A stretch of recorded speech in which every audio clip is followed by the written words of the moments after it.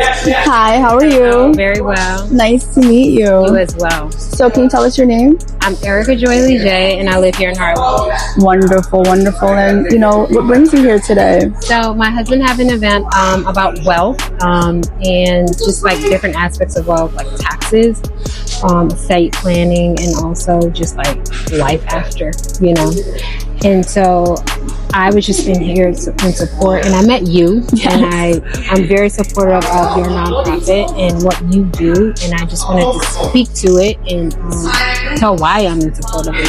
Yeah, absolutely. So, the nonprofit that I have, Just Listen to Us, we talk about healthcare issues impacting women of color, African American women.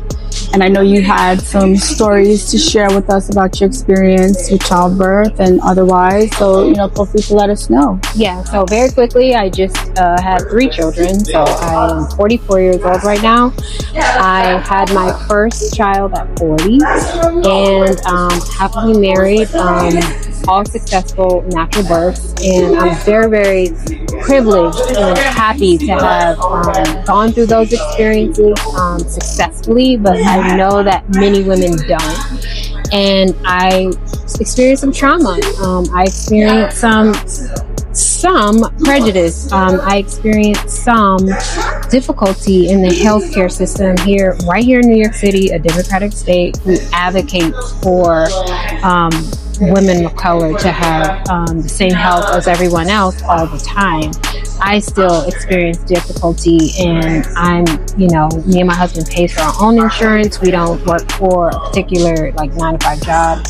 My husband pays for his insurance through his company, and we have great insurance, and we have the equity to be healthy, but I still experience difficulty in the healthcare space. Did you want to speak about your experience, or to take you down that rabbit hole will be all day because I have 3 kids. Yeah. But what I will say is, if I didn't advocate and speak up for myself and write a letter to the hospital and the head of the hospital and fill out the surveys and go to the nurses and my doctor, my primary doctor myself, and tell them the injustice that was done during my delivery process, nothing would have been done, and nothing would have been corrected when I had my other 2 children. Right. What happened to me should not have happened to anyone. For instance, I'll give you just a short example. Absolutely. When I was in labor, the person that gives you, what's that shot in the back? Epidural. The woman that came in to give me the epidural during labor grabbed me across the bed and drugged me, and then she basically made me feel so uncomfortable. I told her I did not want a person that wasn't a doctor to administer the medicine. I didn't want an intern to do it. She said, this is a teachable hospital, you don't have that choice. She basically made the choice for me. She was very rude. And so it was just like instances like that, to name just one, that I felt like if I was someone else, that would not have happened. Right.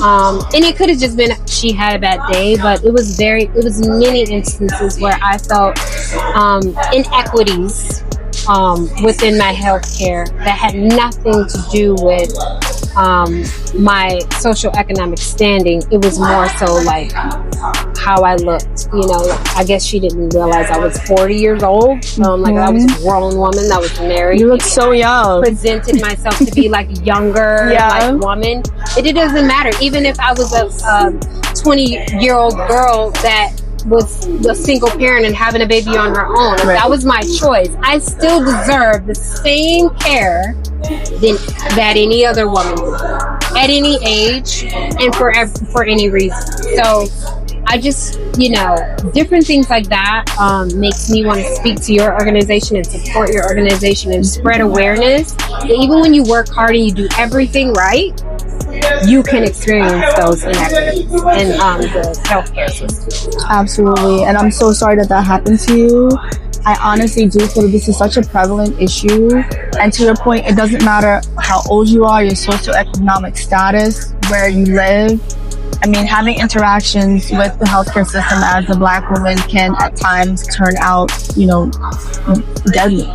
And thankfully, you were able to overcome that, use lessons learned from that experience to advocate for yourself going forward with your other kids.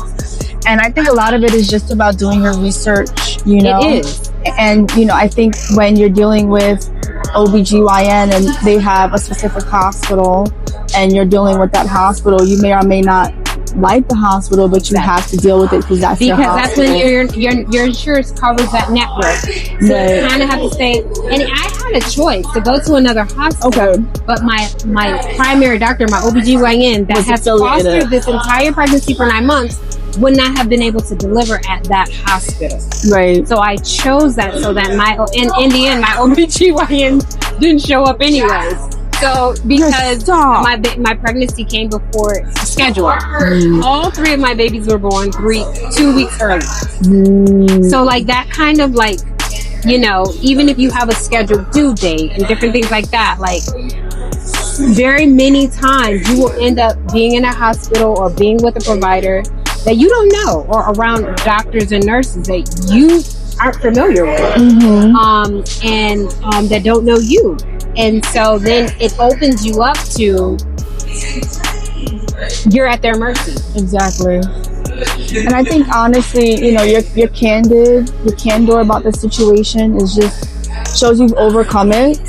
And, as Black women, it's so important for us to be resilient. But when we're in a vulnerable situation like labor and childbirth, there's only but so much resilience that you can demonstrate, and to the point where you feel like dehumanized almost. And the fact that it was done during such a delicate procedure like an epidural, something goes wrong, that can lead to, you being paralyzed, unfortunately, and just traumatized, to give birth again. People are very sensitive and delicate about these situations. So again, I'm very sorry that happened to you. I'm thankful that you were able to overcome it, and your children were clearly born in a safer environment because you had those lessons learned. And hopefully, your story will let other women know that you have to advocate for yourself. If you need to file a report with patient relations and let them know how you were treated, you don't have to pay the full bill out of pocket if they did not give you quality service. You have more than many opportunities to contest your bill. And if you feel like you were given poor service, you have witnesses, you document the issue as soon as it happens. That's the most important thing, because sometimes these instances turn into lawsuits. And if anyone wants to know how much it costs to have my first child, just my first child, that was billed to my insurance, $60,000. Yeah. $60,000 to be mistreated. Right. So and to be in labor for however many hours, That's insane. The caveat in the blessing was I had a healthy, gorgeous, beautiful girl. She's 3 years old. She's going to pre-K this year. Like, she's smart. She's thriving. And you're fine. And I'm healthy. I've obviously recovered because I've had 2 more, and I could not be happier, and that is because you can't let situations like this overcome you. You have to move past them, and you have to be thankful for what you have. But it doesn't mean don't speak out. You still have to speak out. You still have to advocate for organizations like this, and you still have to support organizations like this so that women's voices can be heard that can't speak up for themselves or they don't know how. Exactly. Yeah.